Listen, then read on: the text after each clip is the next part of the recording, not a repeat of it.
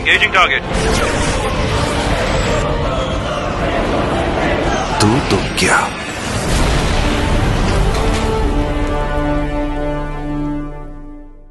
TB3 drone और unmanned aircraft से मुतालिक अपडेट पर बात करेंगे। साउथ कोरिया का पैट्रियट अपग्रेड प्रोग्राम, अमरीकी सेनेटर के दौरा ताइवान के दौरान चीन की जानिब से जवाब, रशियन अखोतनिक स्टेल्थ ड्रोन की air to ground missile testing, Norway और यूएस में दीगर अहम बैन अल-अक़वामी दिफाई खबरें भी इस वीडियो में शामिल होंगी। So let's start.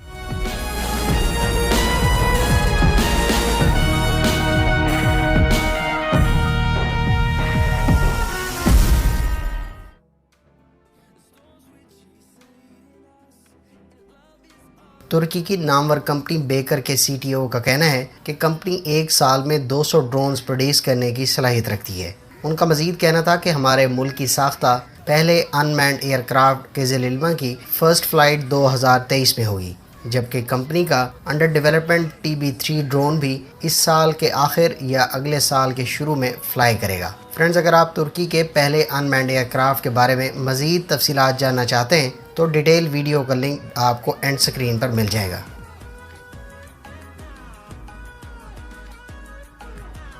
US navy Boeing company को harpoon coastal defence system order करेगी। अभी तक ये वाज़ेह नहीं कि ये मिसाइल किस मुल्क के लिए ऑर्डर किए जा रहे हैं, क्योंकि इससे पहले ताइवान ने भी $2.37 अरब की लागत से 100 हार्पून कोस्टल डिफेंस सिस्टम और मुतल्लिका इक्विपमेंट ऑर्डर कर रखे हैं। दूसरी जानिब अमरीकी ऑफिशियल्स ने हाल ही में यूक्रेन को अमरीका की जानिब से हार्पून कोस्टल डिफेंस सिस्टम की फराहमी का अंदिया दिया था। इन दो ममालिक के अलावा किसी तीसरे कस्टमर की कोई इन्फॉर्मेशन सुनने को नहीं मिली, लिहाजा ये नया मुमकिन ऑर्डर इन दोनों ममालिक में से किसी एक के लिए हो सकता है। हार्पून कोस्टल डिफेंस सिस्टम की रेंज 130 किलोमीटर बताई गई है।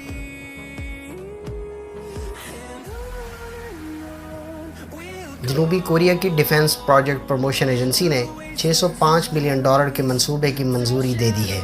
इसके तहत जनूबी कोरिया अमेरिका से पैट्रियट के PAC-3 मिसाइल इंटरसेप्टर ख़रीदेगा, जबकि मौजूदा PAC-2 मिसाइल लॉन्चर्स को भी अपग्रेड करेगा ताकि ये लॉन्चर्स PAC-3 मिसाइल को फायर कर सकें।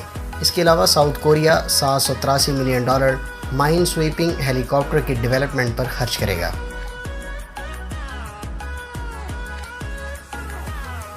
रशियन S-70B अखोतनिक स्ट्रेटेजी ड्रोन के बारे में रूसी मीडिया सोर्सेज का कहना है कि इससे फ़्लाइट टेस्ट के दौरान air to ground missile fire किया गया है।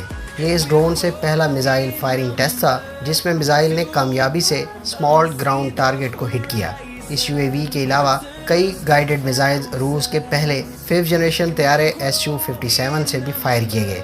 अखोतनिक 1000 किलोमीटर पर आवर की स्पीड और 4000 किलोमीटर की रेंज रखता है। इस ड्रोन की पेलोड कैपेसिटी 1.5 टन बताई गई है।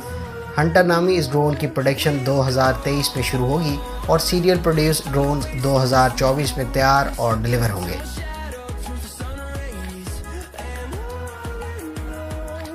तुर्की के TB2 ड्रोन की नागोर्नो कराबाख में कामयाबी के बाद जो इब्तदाई पजीराई एशिया और अफ्रीका में इसे मिली थी, अब वो यूक्रेन जंग के बाद भी यूरोप से हासिल हो रही है। ताज़ा तरीन इतलात के मुताबिक लिथुआनिया ने अपने मुल्क के लिए TB2 ड्रोन्स ख़रीदने का ऐलान किया है। इससे पहले लिथुआनिया की आवाम ने तुर्क साख्ता ये ड्रोन्स यूक्रेन के लिए ख़रीदने के लिए फ़ंड रेजिंग का आगाज़ किया था, जिसके तहत पहले 3.5 दिनों में $5.4 इकट्ठे हुए थे। लिथुआनिया के वज़ीर दिफा इन ड्रोन्स के अपने मुल्क और यूक्रेन के लिए हसूल के मामले पर बातचीत के लिए बहुत जल्द तुर्की पहुँचेंगे। वाज़ेह रहे कि TB2 ड्रोन्स खरीदने वाले ममालिक की तादाद 20 से ज़ायद हो गई है।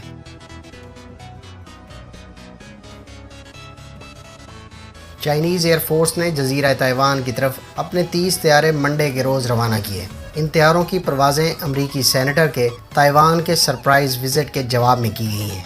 इसी असना में अमरीकी नेवी ड्यूल कैरियर ड्रिल्स भी ताइवान के करीब मुनक़िद कर रही है।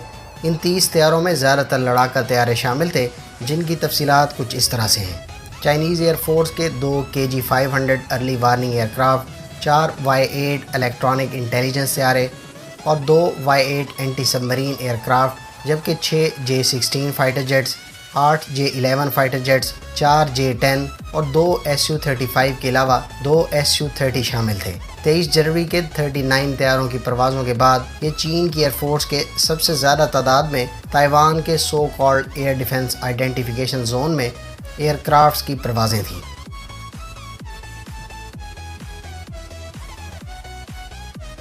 آرمی ٹیکنالوجی کے مطابق برطانوی آرمی اپنی 70 ہسکی 4x4 armoured vehicles African country Ghana کو ڈیلیور کرے گی۔ ان وہیکلز کے علاوہ گھانا کی فوج کو متعلقہ تربیت اور وہیکل سے متعلق ریگولر مینٹیننس کی تربیت بھی دی جائے گی۔ ان وہیکلز کو C-130 ملٹری ایئر کرافٹ سے بھی ٹرانسپورٹ کیا جا سکتا ہے۔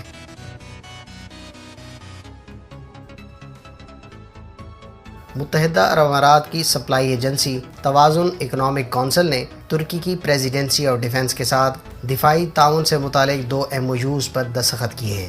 ترکی متحدہ عرب امارات کے ساتھ اپنا دفاعی تعاون مزید وسیع کرنا چاہتا ہے، جس کو لے کر ڈاکٹر اسماعیل دیمر کی سربراہی میں پریزیڈنسی آف ڈیفنس کے ایک اعلیٰ سطحی وفد نے UAE کا دورہ کیا ہے۔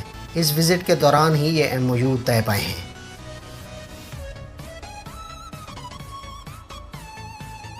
ترکی میں largest joint military exercise EFES جاری ہے۔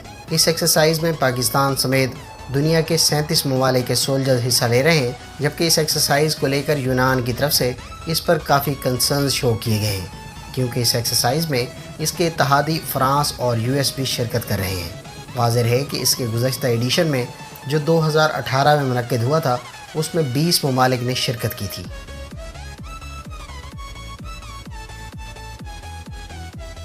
ناروے کو تیسرا امریکی ساختہ P-8 Poseidon maritime patrol aircraft deliver کر دیا گیا ہے۔ ناروے نے ٹوٹل 5 P-8 آرڈر کر رکھے ہیں۔ P-8 کو anti submarine warfare, anti surface warfare اور انٹیلیجنس، سرویلنس اور ریکانیسنس مشنز میں استعمال کیا جا سکتا ہے۔ اس کو ہارپون اینٹی شپ کروز میزائل سے لیس کیا گیا ہے۔ واضح ہے کہ انڈین نیوی بھی اس ایئر کرافٹ کی آپریٹر ہے۔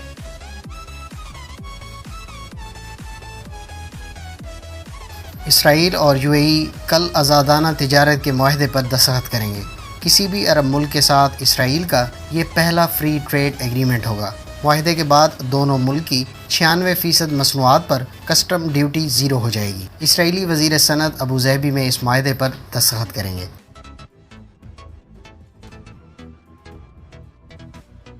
ترک صدر رجب طیب ایردوان نے روس، یوکرین اور اقوام متحدہ کا مشترکہ اجلاس استنبول میں بلانے پر روسی صدر پیوٹن سے ٹیلی فونک رابطہ کیا ہے۔ روس یوکرین جنگ کے منفی اثرات کم کرنے، اعتماد کی فضا بحال کرنے اور امن کی راہ ہموار کرنے پر بات چیت ہوئی۔ 2019 کے شام کی سرحد پر 30 کلومیٹر فری زون معاہدے پر عمل درآمد کا بھی مطالبہ کیا گیا۔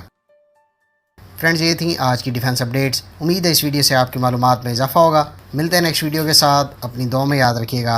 اللہ حافظ۔ پاکستان زندہ۔